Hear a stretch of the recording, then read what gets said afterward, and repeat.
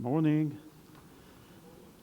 I'm number 4. My name is Simon Dolan. I'm number 4, and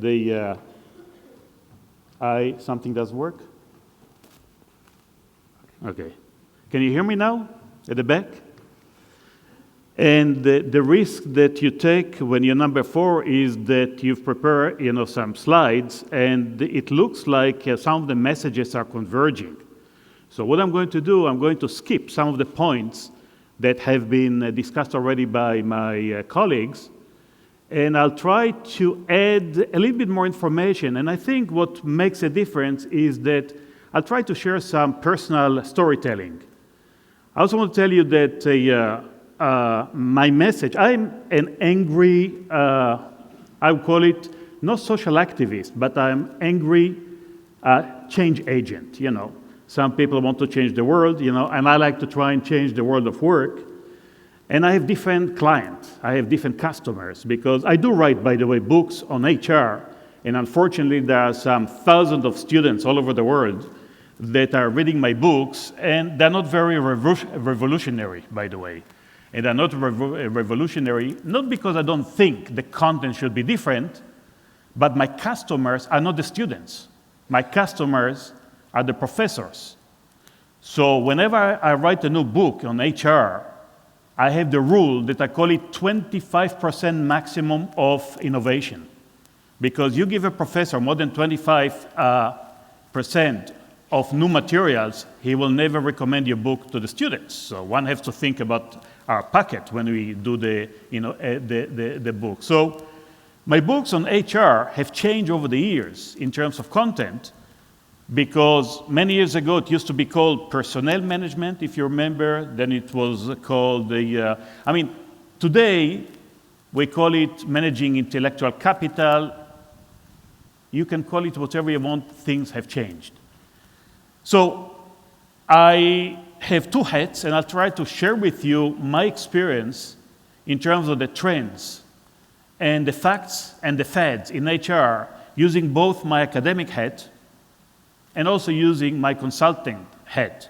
Actually, for me, it's a rehearsal, because I don't know, they always say that you give a professor 20 minutes here and you're in trouble, because we need always more time.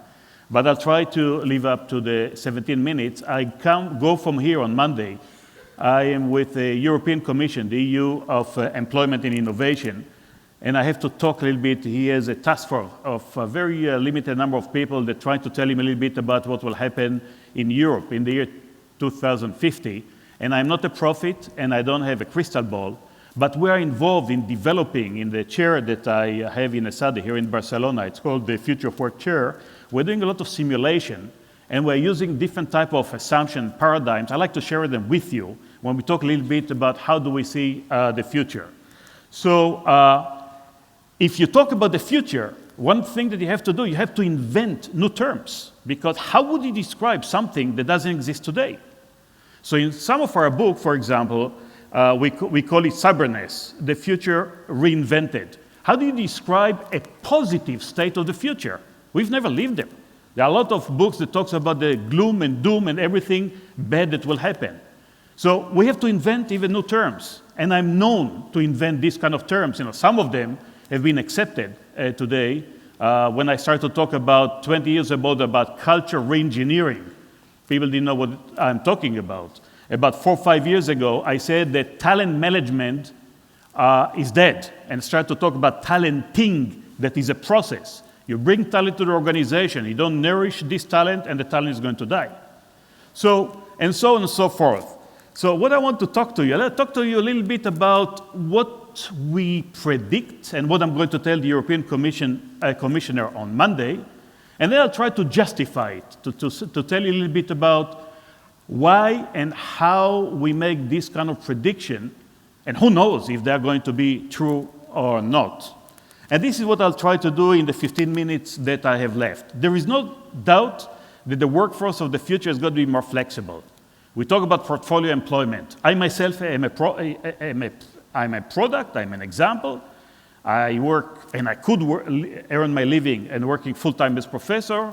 I've decided voluntarily about 6 years ago to reduce my employment so that I don't have exclusivity to my employer and I can do other things aside. So we talk a lot about flexible employment. The flexibility is a key, and it's a key to all generations, the old one and the new one, the millennium and the old one. People want to have flexibility, and a lot of organizations today don't think about it. They don't even revise the rules to ask, why do we ask people to come at 9 and leave at 5 or 6 or 7? Why? In some organization, it's mandatory because when you come, your work depends on the work of some other people. I understand it, but there are less and less people that work in such kind of dependency. So flexibility is a rule. I have my son that lives in Toronto in Canada, and he keeps on changing jobs. Every time he sends me a new card, and I ask him, son, how do you decide to change your job? Are you unhappy in whatever you do? And he tells me, no, Father, you don't understand. I have 2 rules. My first rule is that they have to pay me 40% more for whatever I'm doing. And my other rule is that I tell them from day one that I like to work naked. And at the end, people start to laugh. Say, what do you mean you like to work naked? I said, no, you don't understand. I like to be naked in my bathtub, in my house, and make and manage work with my mobile phone. For me, this means that and when I'm naked in my bathtub, in my home, I don't bother anyone. You see? So flexibility for talent people is the rule of the game. There are going to be more freelancers. We believe that forget about working full-time for one employer. We live in an age that employees do not wish to be, I would say, committed 100% to their employer for the rest of their life. And we all know that whenever organizations have problems, trouble, the first thing that they do, we don't fire today, by the way. That's where psychologists came to the help of organizations. We de-hire, because de-hiring is much more positive than firing, you see. So we de-hire people whenever we have a problem. That's what we do. So we will see more freelancers, and freelancers have no limited market. They don't have territorial market.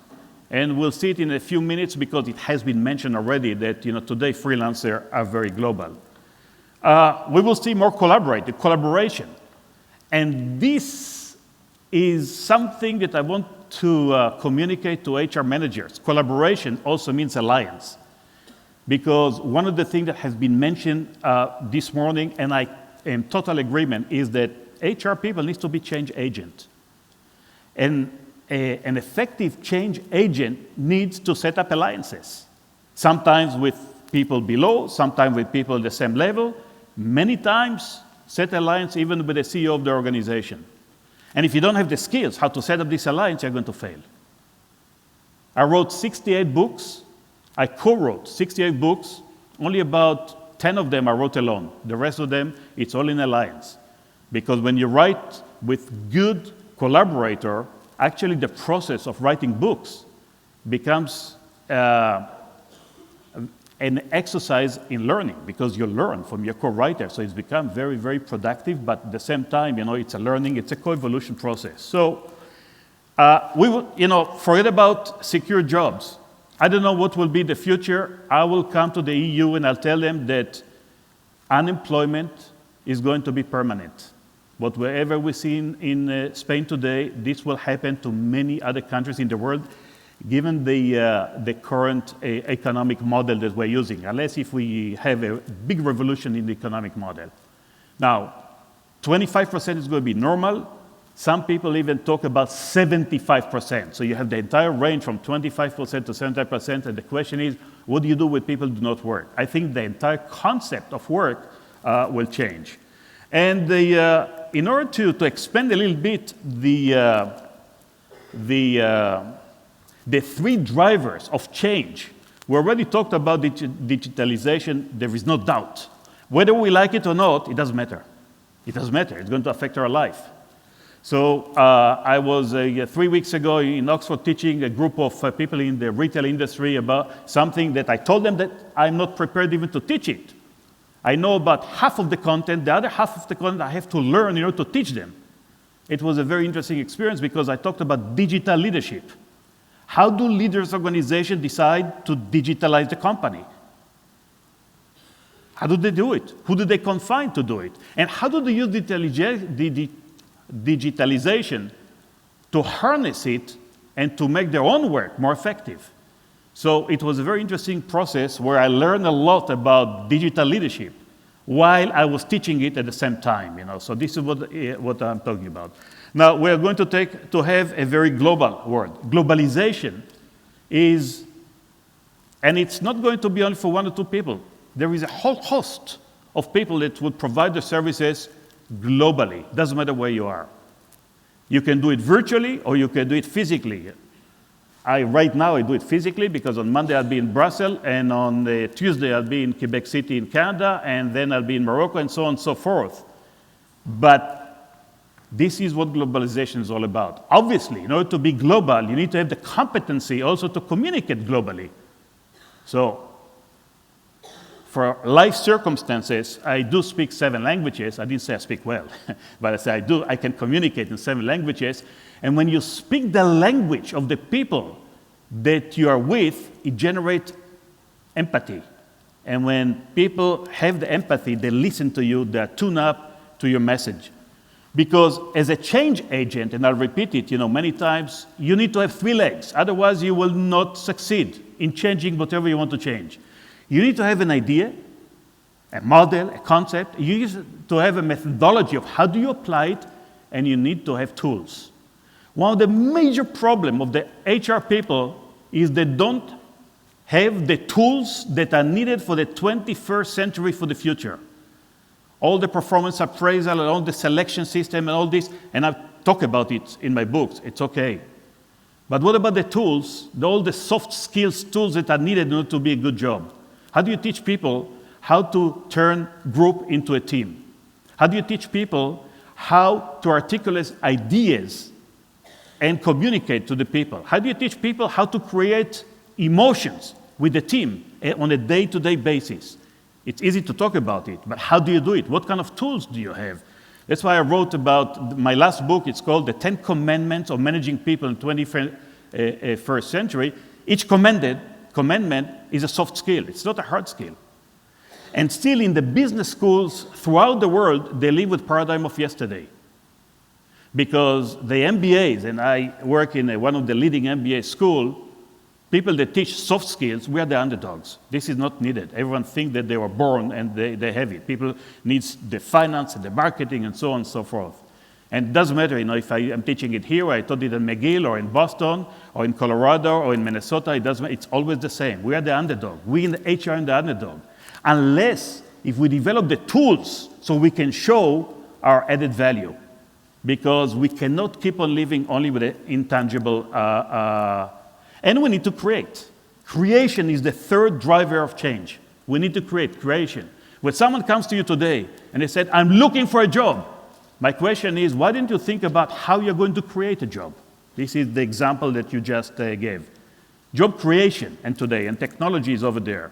This is, by the way, a way to show that all the 3 of them are very linked. We live in a very dynamic context, and obviously, you cannot generalize, but the digital technology and technology is connected to the global community, and it's also can affect digitalization. This has been mentioned already, so I'm going to skip it. I want to say one thing, and this is something that is not exactly in my slide, but I can see the time is passing, is that we are living through paradigm change. What is the paradigm change? Many years ago, we in HR contribute to organizations to be more efficient. So we selected the best skills, we trained the best skills, we paid people for doing the job, and we wanted the company made money because they produced the most with the least skilled resources. This is gone. Because automation is going to replace all manual jobs, no doubt about it. Machines are not as complex as human beings, and they will do by far a better job. Now, what is not going to be replaced is the kind of job that requires intellectual thinking. So the paradigm seems to be shifting from efficiency to effectiveness. And effectiveness means that you have a goal, you want to achieve the goal, and sometimes you want to invest more resources, more human resources rather than less in order to achieve the goal. What's important is achieving the goal. I know how many of you like sports or football. We live in Barcelona. It's a place where, football, or Spain in general, I'm talking about European football. It's soccer, okay? And one of my big ally here, without knowing, was Guardiola. He used to train Barca because when they interviewed him, he said, what are the books that have made the most impact on you, and so on and so forth. He said, there is this professor from Esadi, he wrote a book about coaching by values, okay? And now, you look at the big sport team, and you look at the correlation between the resources that they invest and where they are at the league, and there are no surprises. So there is a big, big, big shift in terms of understanding. Now, if you read Kurzweil and companies, and if he tells you that by 2040, artificial intelligence will be very close or approximate human intelligence, then the question becomes, when are we starting to compete with machine? Not only with each other over scarce job, now we have to compete with machine. So this is basically, I mentioned 2 or 3 things. Company will rely more on outsourced labor for high and low skill jobs. Freelancers are among the fastest growing segment in the economy.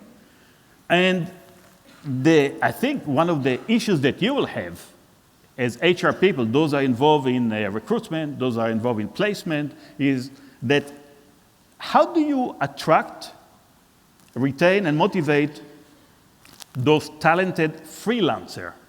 The one that you are almost certain will not stay in the company more than a couple of years. So you have a shared responsibility. It's easy today. You have the tools to identify potential and to lend it to the company for the job today. What about the job tomorrow? What about if the job is going to change? How do you find these kind of people that are flexible? This will be a challenge.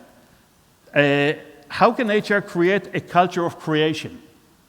Most companies talk about the need for innovation, the need for creativity, but I think you mentioned something excellent, and it's the first time that I hear it for someone that is really in the practice, is that if you want people to create, to be innovative, you need to tolerate failure.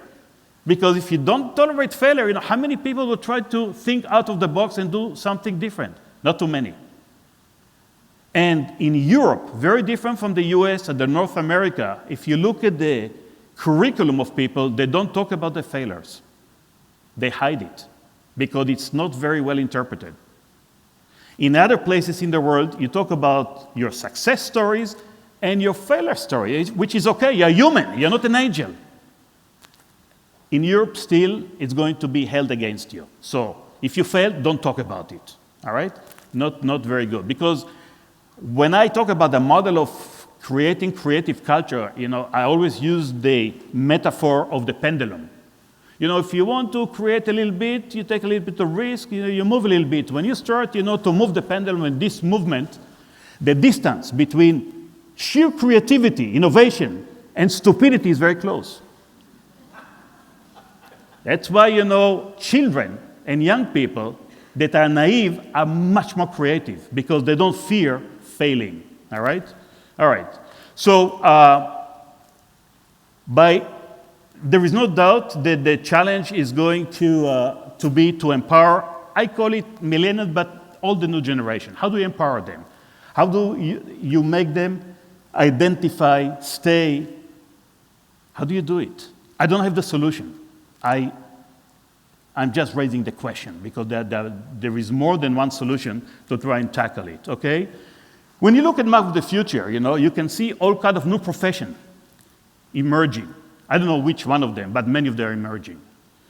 They're all connected to either the digital world, the global world, and something to do with creativity. I just want to finish by thanking you and asking you a favor. This will be my last. Right now, these days, I'm undertaking a big study with Dave Ulrich. He's a big name in HR in the US. trying to understand the future. So we have an online survey. I'll be very glad to give you the link if it has not been provided by the people that are managing the conference. I ask them to collaborate with us. Please, there has been more than 32,000 people responding to this kind of survey in North America, and I like in Europe also to reach very, very important numbers. Thank you very much. Thank you.